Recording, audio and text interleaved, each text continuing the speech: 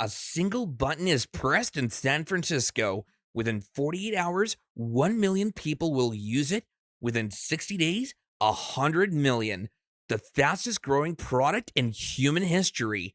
But this isn't about a product.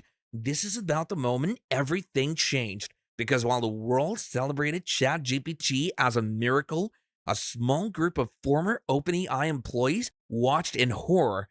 They knew something the public didn't.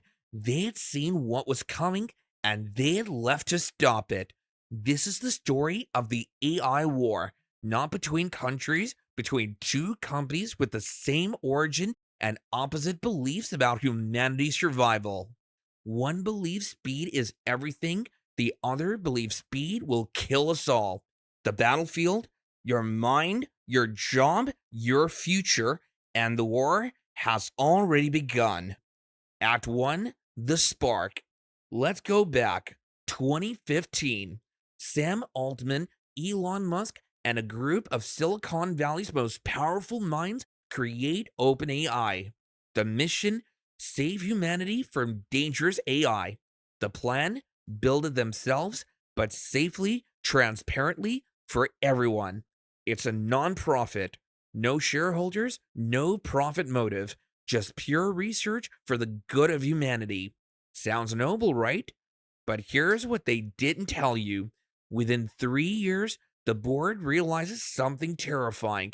Building superhuman AI costs billions, and nonprofits don't have billions. So in 2019, they make a decision that'll change everything. OpenAI becomes a for profit company. Elon Musk leaves. Microsoft invests $1 billion, then 10 billion. The mission didn't change on paper, but the pressure did. Move fast, ship products, beat Google, win the race. And inside the company, a quiet split begins. Act 2, The Fracture.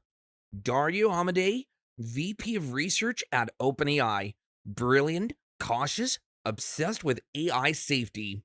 He watches the company transform: faster timelines, riskier models, less testing, and he starts asking dangerous questions. What if we're moving too fast? What if the next model is the one we can't control? What if profit is clouding our judgment? The answer he gets aren't good enough.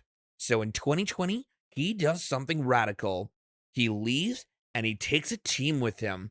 His sister Daniela, Tom Brown, lead author of GPT-3, dozens of OpenAI's top researchers. They start a new company, Anthropic. Different philosophy, different structure, different approach.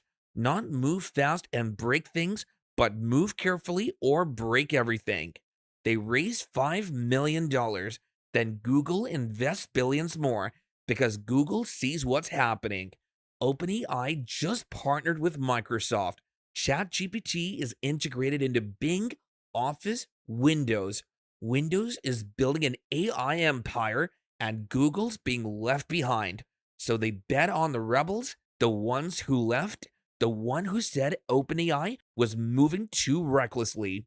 Now it's not just a startup rivalry, it's Microsoft versus Google, speed versus safety, the future of intelligence itself. Act 3, The Explosion. ChatGPT drops, the world loses its mind. Students use it to write essays, developers use it to write code, companies use it to replace humans, and OpenAI doesn't slow down. GPT-4, plugins, custom instructions, Dolly integration. Every month, something new. Every month, more powerful. The message is clear: we're winning. Meanwhile, Anthropic releases Claude. Slower rollout, smaller hype, quieter launch. The tech world barely notices, but the people who use it, they notice something different. Claude doesn't hallucinate as much. It refuses dangerous requests more reliably. It's more careful. OpenAI is the rocket ship, Anthropic is the seatbelt, and the public chooses the rocket because speed feels like progress, caution feels like fear. But behind the scenes, something else is happening. The top AI labs, OpenAI, Anthropic, DeepMind started publishing less, sharing less, collaborating less. Why? Because they realized the same thing.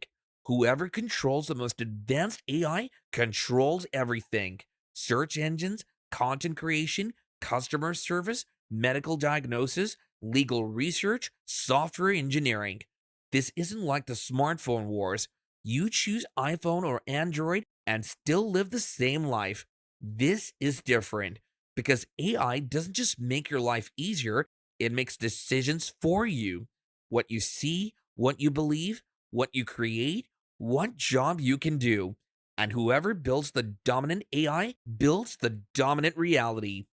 Act 4: The Arms Race. 2023. The war intensifies. OpenAI announces plugins and App Store for AI. Anthropic releases Claude 2 with a 100,000 token context window, an insane leap forward. OpenAI counters with GPT-4 Turbo and custom GPTs. Anthropic releases Claude 3, three models at once, benchmarks destroying GPT-4 on reasoning tasks. Back and forth, faster and faster. Microsoft embeds AI into everything: Word, Excel, PowerPoint, Teams. Google scrambles Bard, Gemini, integration into search, Docs, Gmail. Amazon backs Anthropic with $4 billion. Meta releases Llama for free, trying to commoditize the entire industry.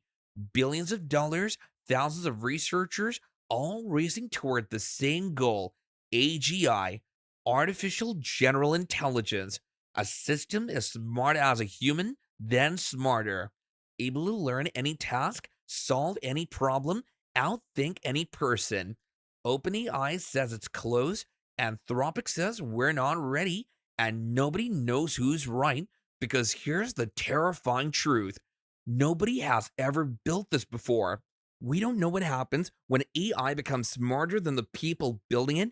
We don't know if we can control it. We don't know if it'll obey us. We're flying blind at 1,000 miles per hour, and the two companies leading the race have completely opposite philosophies. One says build it first, figure it out later. The other says if we don't figure it out first, there won't be a later. Act 5: The Question. So, where does this end? It doesn't. That's the problem. This isn't a race with a finish line, it's a race with no brakes. Because if OpenAI slows down, Anthropic wins. If Anthropic slows down, OpenAI wins. If they both slow down, China wins. So nobody can stop, even if they want to, even if they know it's dangerous. The incentive structure guarantees acceleration, and acceleration guarantees risk. Sam Altman has said publicly AI could kill us all. Dario Amadeus said, we might have 3 years to get this right. They both know the danger, they're both still building, because the alternative, letting someone else build it, feels worse. And so, the war continues, not with weapons, with weights and biases, with tokens and transformers, with models trained on every book, every article, every conversation humanity has ever digitized, learning us, mimicking us, surpassing us. ChatGPT has 200 million weekly users. Claude is being used by Fortune 500 companies to make billion-dollar decisions. These aren't toys. These are the new infrastructure of thought. And we're trusting two companies born from the same place, split by philosophy, funded by rival tech giants, to build a future of human intelligence. The question isn't whether AI will change everything, it already has. The question is simpler and more terrifying. Who decides what it becomes? And what happens when we're no longer the ones deciding?